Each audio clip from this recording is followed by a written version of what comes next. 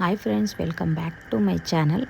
ನಾವು ಇದು ಗೋವಾ ಮಾರ್ನಿಂಗ್ ಅಂದರೆ ನಾನು ಈವ್ನಿಂಗ್ ಹೋಗಿದ್ದೆ. ನಾವು ಆಫ್ಟರ್ನೂನ್ ಅಲ್ವಾ, ಈವ್ನಿಂಗ್ ಎಲ್ಲಾದರೂ ಹಾಗೆ ಊಟ ಮಾಡ್ಕೊಂಡು ಬರೋಣ ಅಂತ ಹೇಳ್ಬಿಟ್ಟು ರೆಡಿ ಆದ್ವಿ. ಇದು ನನ್ನ ಔಟ್ಫಿಟ್. ಆ್ಯಂಡ್ ಬೀಚ್ ಹತ್ರನೇ ಹೋಗೋಣ ಅಂತ ಹೇಳ್ಬಿಟ್ಟು ಫೈನಲಿ ಡಿಸೈಡ್ ಮಾಡಿದ್ವಿ. ಬಟ್ ಅಲ್ಲಿ ನಮಗೆ ಯಾಕೋ ಅಷ್ಟೊಂದು ಇಷ್ಟ ಆಗಲಿಲ್ಲ, ಟೇಸ್ಟ್ ಇರಲ್ಲ ಅಂತ ಅಂದ್ಕೊಂಡ್ವಿ ಫುಡ್ಡು. ಯಾಕಂದರೆ ನಾವು ಆಫ್ಟರ್ನೂನು ಬಿರಿಯಾನಿ ತೊಗೊಂಡು ಬಂದ್ವಿ, ಸ್ವಲ್ಪನೂ ಟೇಸ್ಟ್ ಇರಲಿಲ್ಲ. ಸೊ ನಾವಿಲ್ಲಿ ಚೆನ್ನಾಗಿರಲ್ಲ ಅಂತ ಅಂದ್ಕೊಂಡು ಕೇಕ್ ಅಷ್ಟೇ ಕಟ್ ಮಾಡೋಣ. ನನ್ನ ಫ್ರೆಂಡಿನ ಬರ್ತಡೇ ಇತ್ತು, ನನ್ನ ಬೆಸ್ಟ್ ಫ್ರೆಂಡ್ ಅಂತಲೇ ಹೇಳ್ಬೋದು.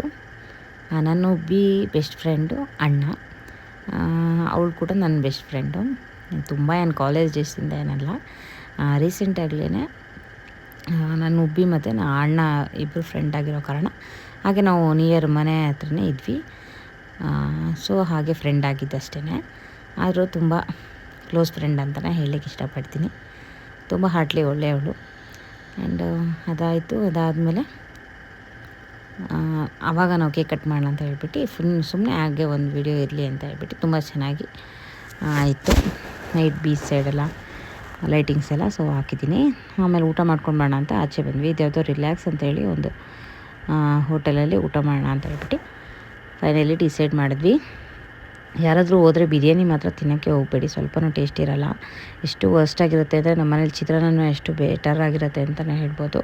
ಆ್ಯಂಡ್ 4 ಲೆಗ್ ಪೀಸ್ ಏನೋ ತೊಗೊಂಡ್ರು, ಅದು ಓಕೆ ಆಗಿತ್ತು. ಬಟ್ ಕಲರ್ ಮಾತ್ರ ಇರೋ ಬರೋ ಕಲರೆಲ್ಲ ಅದರಲ್ಲಿ ಸುರಿದಿದ್ರು ಅಂತ ಹೇಳ್ಬೋದು.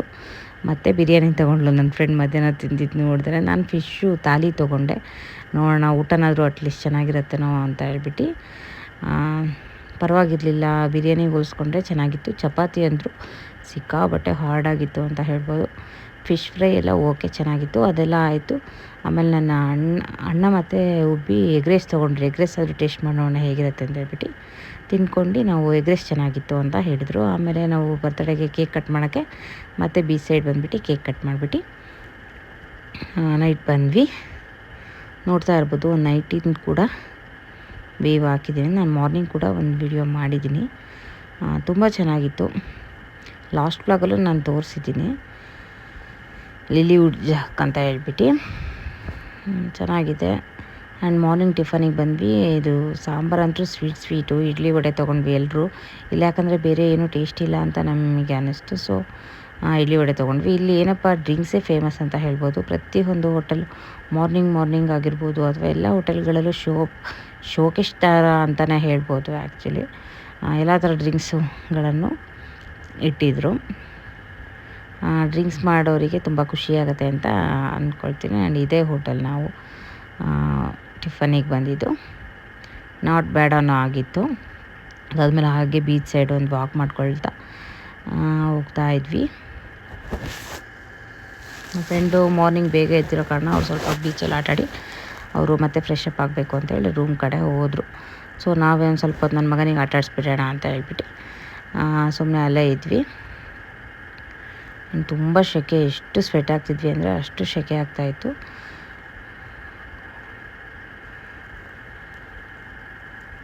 ಆಮೇಲೆ ಒಬ್ಬಿಗೆ ಅದೊಂದು ಫೋನ್ ಬಂತು ಅಂತ ಹೇಳ್ಬಿಟ್ಟು ಕೊಟ್ಟೆ.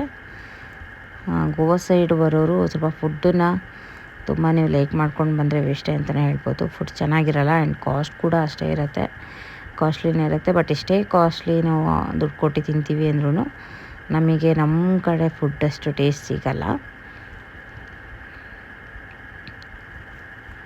ನನ್ನ ಮಗ ನೋಡ್ತಾ ಇರ್ಬೋದು, ತುಂಬ ಚೆನ್ನಾಗಿ ಆಟಾಡ್ತಾ ಇದ್ದಾನೆ. ಅಲೆಗಳೆಲ್ಲ ಬಂದ ತಕ್ಷಣ ಓಡಿ ಬರ್ತಾನೆ. ತುಂಬ ಎಂಜಾಯ್ ಮಾಡಿದ್ವಿ ಮಾತ್ರ. ನಾವು ಕೂಡ ಅಷ್ಟೇ ಸಿಕ್ಕಾಬಟ್ಟೆ ಎಂಜಾಯ್ ಮಾಡಿದ್ವಿ ಅಂತಲೇ ಹೇಳ್ಬೋದು. ಆ್ಯಂಡ್ ಇದು ಮಾರ್ನಿಂಗು ನಾವು ಚೆಕ್ಔಟ್ ಆಗಬೇಕಿತ್ತು. ಯಾಕಂದರೆ ನಾವು ಆಫ್ಟರ್ನೂನು ಎಸ್ಟರ್ಡೇ ಚೆಕ್ಇನ್ ಆಗಿರೋ ಕಾರಣ ಚೆಕ್ಔಟ್ ಆಗೋಕ್ಕೆ ಅಂತ ಹೇಳ್ಬಿಟ್ಟು ರೆಡಿ ಆಗಿಬಿಟ್ಟು ನಾವು ಅಗೋಡಾ ಫೋರ್ಟಿಗೆ ಹೋಗೋಣ ಅಂತ ಹೇಳ್ಬಿಟ್ಟು ಹೊರಟಿದ್ವಿ ರೆಡಿ ಆಗಿಬಿಟ್ಟು. ಅದು ಮತ್ತು ಸ್ನೋ ಸಿಟಿ ಹಾಗೆ ಹೋಗೋಣ ಅಂತ ಹೇಳ್ಬಿಟ್ಟು ಗೋವಾದಲ್ಲೇ. ಒಬ್ಬಿ ಎಲ್ಲ ಲಗೇಜ್ ತೊಗೊಂಡು ಹೋಗ್ತಾ ಇದ್ದಾರೆ. ನಮಗೆ ಇದೇ ಹೋಟೆಲಿಗೆ ಬರಬೇಕು ಅನ್ನೋದು ರೀಸನ್ ಏನಿರಲಿಲ್ಲ, ಬಟ್ ಯಾಕೋ ಇಷ್ಟ ಆಯಿತು ಅಂತ ಹೇಳ್ಬಿಟ್ಟು ಮತ್ತೆ ನಾವು ಇಲ್ಲೇ ರೂಮ್ಸ್ ತೊಗೊಂಡು ಇಲ್ಲಿಗೆ ಬಂದ್ವಿ.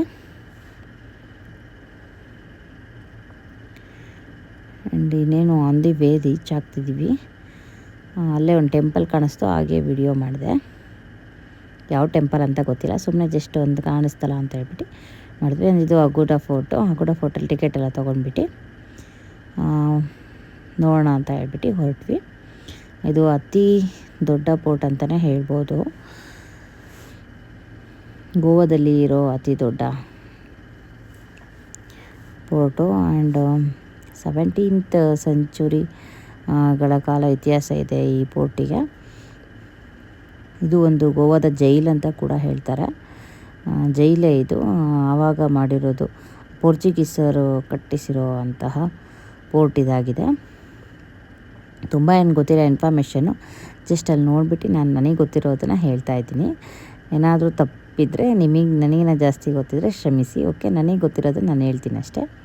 ಅಲ್ಲಿ ಫೋಟೋ ವಾಲ್ಸ್ಗಳಾಗಿರ್ಬೋದು, ಅದರಲ್ಲೇ ಇನ್ಫಾರ್ಮೇಷನ್ ಇತ್ತು ವಿತ್ ಪ್ರತಿಯೊಂದು ನಾನು ತೋರಿಸ್ತಾ ಇದ್ದೀನಿ, ನೋಡ್ತಾ ಇರ್ಬೋದು. ಅದನ್ನೆಲ್ಲ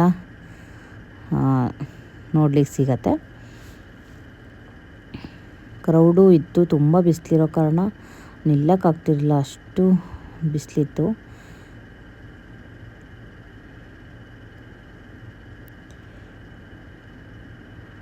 ಹ್ಯಾಟ್ಗಳಾಗಿರ್ಬೋದು, ನನ್ನ ಫ್ರೆಂಡ್ ಹ್ಯಾಟ್ ತೊಗೊಂಡ್ಲು ಅಲ್ಲೇ ಬಿಸಿಲು ತಡೆಯೋಕ್ಕಾಗ್ದಲೆ. ನಂದಿತ್ತು, ಬಟ್ ನಾನು ಹಾಗೆ ಬಿಟ್ಟು ಬಂದುಬಿಟ್ಟೆ ಮರ್ತಿ ಕಾರಲ್ಲೇ.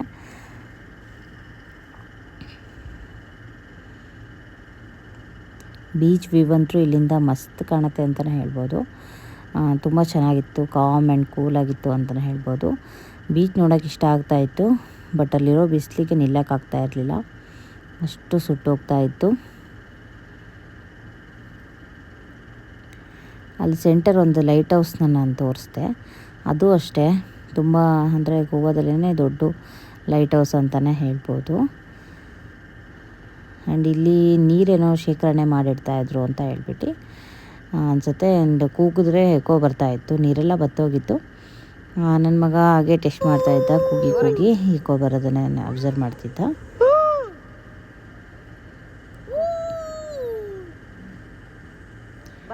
ಅದೆಲ್ಲ ಮುಗಿಸ್ಕೊಂಡ್ವಿ. ಆಮೇಲೆ ಇಲ್ಲಿ ಸ್ಟೆಪ್ಸ್ ಇಳಿತಾ ಇದ್ವಿ. ಎಷ್ಟು ನೈಸಾಗಿದೆ ಅಂದರೆ ಜನಗಳು ಓಡಾಡಿ ಫುಲ್ಲು ನೈಸಾಗಿತ್ತು, ಕಾಲಿಟ್ಟರೆ ಸ್ಲಿಪ್ ಆಗ್ತೀವೇನೋ ಅನ್ನೋ ರೇಂಜಿಗೆ ನೈಸಾಗಿಬಿಟ್ಟಿತ್ತು ಸ್ಟೆಪ್ಸ್ಗಳು. ಮ್ಯಾಂಗೋ ತಿನ್ನೋಣ ಅಂತ ಹೇಳ್ಬಿಟ್ಟು ಬಂದುಬಿಟ್ಟು ಮ್ಯಾಂಗೋ ತಿಂತಾ ಇದ್ವಿ. ಅದೆಲ್ಲ ಮುಗೀತು, ಮತ್ತು ನಾವು ಸ್ನೋ ಸಿಟಿಗೆ ಎಂಟ್ರಿ ಕೊಟ್ವಿ. ಆ್ಯಂಡ್ ಮಕ್ಳಿಗೆ ಕೂಡ ನಮಗೆ ಎಲ್ಲ ಸೇಮ್ ಟಿಕೆಟ್ ಇರತ್ತಿಲ್ಲಿ. ಅವರಿಗೇನು ಆಫು ಆ ಥರ ಏನೂ ಇಲ್ಲ, ಫುಲ್ ಟಿಕೆಟೇ. ಬಟ್ ಅಷ್ಟೊಂದೇನು ಯೂಸ್ ಅಂತ ನಮಗೆ ಅನ್ನಿಸ್ತಿಲ್ಲ, ಯಾಕಂದರೆ ಮಕ್ಕಳು 2.5 hour ಏನೋ ಅಲ್ಲಿ ನಮಗೆ ಇದ್ದಿದ್ದು ಟೈಮಿಂಗ್ಸು. ಬಟ್ ಒಂದು 1/2 hour ಇದ್ವಿ ಅಷ್ಟೇ. ಅವ್ರು ತುಂಬ ಅಳ್ಳಿಕ್ಕೆ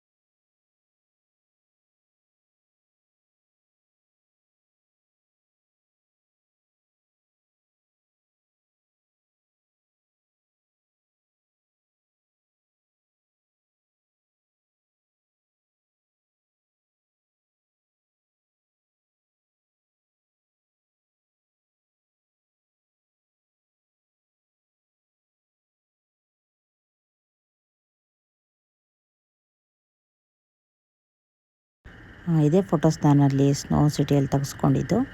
ಚೆನ್ನಾಗಿ ಬಂದಿದೆ ಫೋಟೋಸ್ ಎಲ್ಲ, ತುಂಬ ಇಷ್ಟ ಆಯಿತು. ಆ್ಯಂಡ್ ಇಷ್ಟೇ ಫ್ರೆಂಡ್ಸ್ ಇವತ್ತಿನ ವ್ಲಾಗ್. ಈ ವ್ಲಾಗ್ ನಿಮ್ಮೆಲ್ರಿಗೂ ಇಷ್ಟ ಆಗಿದ್ರೆ ಏನು ಮಾಡಬೇಕು ಆ ಥರ ಲೈಕ್, ಶೇರ್, ಸಬ್ಸ್ಕ್ರೈಬ್ ಮಾಡೋದನ್ನು ಮರಿಬೇಡಿ. ನಾನು ಮತ್ತೊಂದು ವ್ಲಾಗ್ ಜೊತೆ ಮತ್ತೆ ಸಿಗ್ತೀನಿ. ಓಕೆ, ಬಾಯ್ ಬಾಯ್.